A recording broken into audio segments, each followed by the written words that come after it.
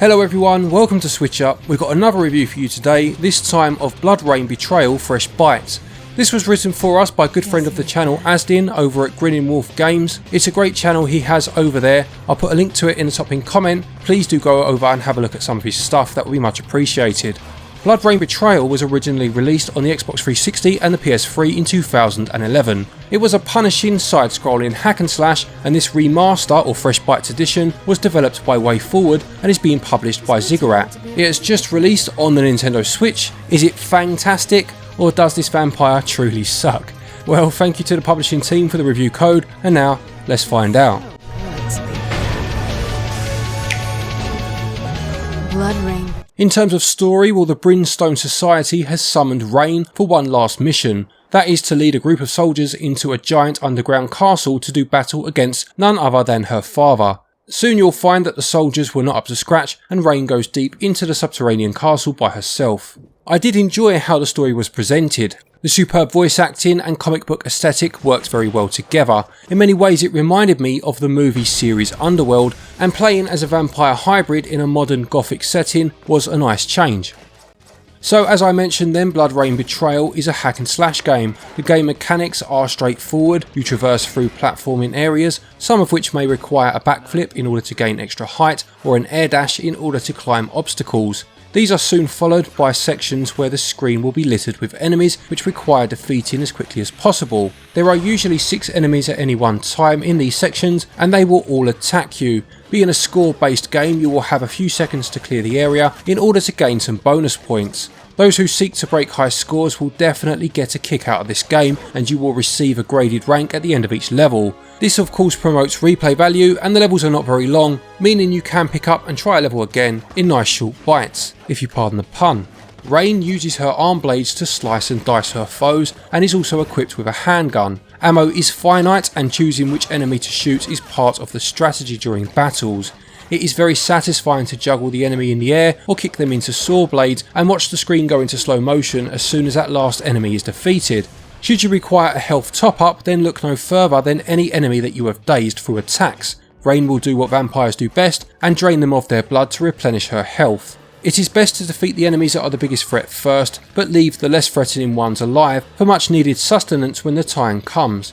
There are red skulls to collect that can increase your life gauge or your ammo capacity. Also, there are fountains that serve as checkpoints scattered throughout the level. For the record though, this is a tough game and you will die a lot. The enemies can knock you down simply by landing most hits, which breaks the momentum of battle. Some enemies are just downright frustrating to fight. The electric toads, for example, in the early levels have one of the smallest hitboxes of any foe in the game, and slaying them without injury is a test of patience and skill. I also found that the platforming sections can get tedious at times. Wall jumping a high tower just to be met with an enemy swipe at the very top means getting knocked back all the way down. You simply cannot recover in mid-air, and although I could have air dashed out of harm's way, the invincibility frames are incredibly tight. The platforming sections of the game can also be quite unforgiving, especially during mid to late chapters. This is a remaster of a game that came out a decade ago, and it does show, which is not necessarily a bad thing all the time, and if you are familiar with and enjoyed the brutal classics such as Castlevania, then this could truly be what you have been waiting for. There is a learning curve here, but once you get on board with it, it does become incredibly satisfying. Having said all that, there are plenty of checkpoints placed through tough sections of any level, meaning that getting back into the action after death was quick. This meant that attempting a section repeatedly, whilst frustrating, didn't have the added annoyance of having to wait for the game to load. Control wise, you attack with the Y button, jump with B and dash with ZL. You can also grab in order to feed off your enemies, and you do this with the A button, and you fire your gun with ZR. Although the left stick can be used to move the character, I found that the D-pad was better suited for this game.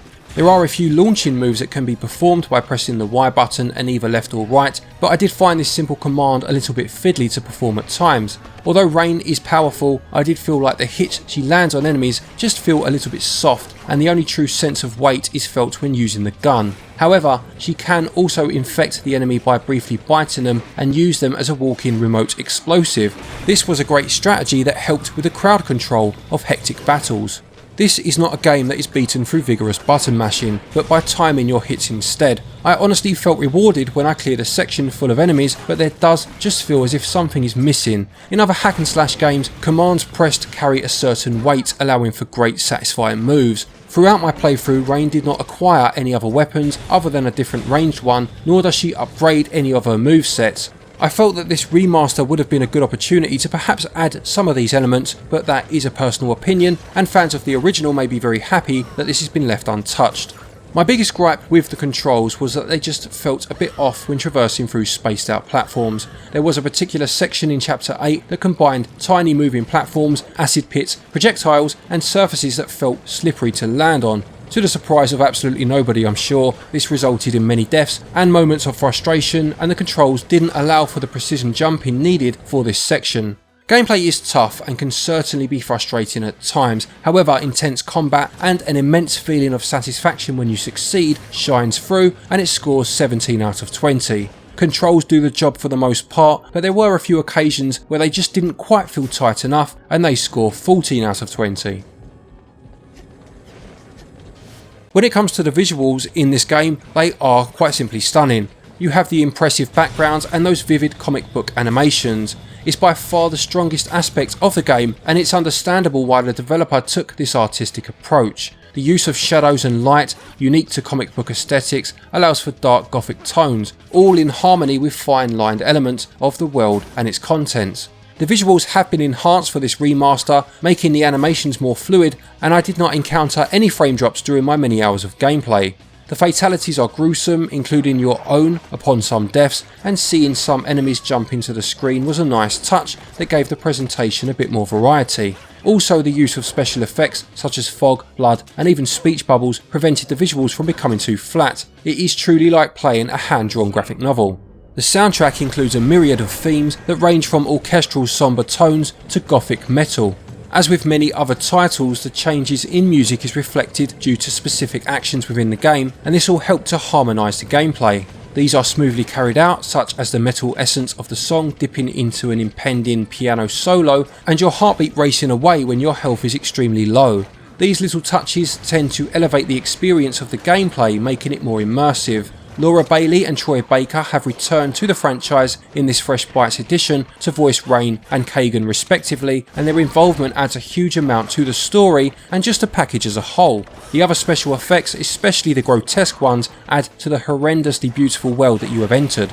Visuals hold up incredibly well and have been sharpened further still for this Fresh Bites edition. They score 18 out of 20. Audio matches the beautifully sombre visuals fantastically well, and the voice acting elevates things further, and it also scores 18 out of 20. BloodRayne Betrayal Fresh Bites sells for £17.99 and regional equivalents are on your screen now. It will take you roughly 6 to 10 hours to finish, but you will find further replayability in attempting to collect every skull and find every secret in the game. I feel that value is fair, especially when taking the quality of the audio and the polished graphics into consideration, but it may be slightly too steep if you consider that they just added a lick of paint overall. Again, I feel that they could have perhaps added a little more content this time round, maybe just an extra weapon or two. Those of you that prefer a physical copy of the game, well, there is one, but it is via limited run games rather than a full retail release. Pre-orders for this version end on October the 3rd if you are interested. Value on the whole scores 15 out of 20. To conclude, BloodRayne Betrayal Fresh Bites is a highly enjoyable action romp. Those who take pleasure from the original or from old school punishing gameplay in general will enjoy this massively. As a package, it is a very good game, slightly let down by a few mechanics that haven't aged gracefully, plus those controls that can be fiddly at times, but these did not hamper my enjoyment of the game as a whole. On top of this, I loved the presentation, felt the voice acting was superb, and the Nintendo Switch just feels like a fitting console for this particular title, as its hybrid and portable nature make the game a great choice to blow off some steam during long or short play sessions.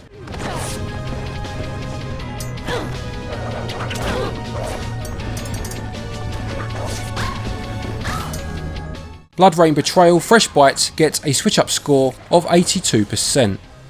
Thank you everybody for watching this review, I hope you enjoyed it. Please do remember to leave a like if you did. Another big thank you to Azdin for writing this one for us. Please check out his channel, Grinning Wolf Games. It's a very enjoyable channel to watch. I'll stick a link to it, as I said, in the top pinned comment.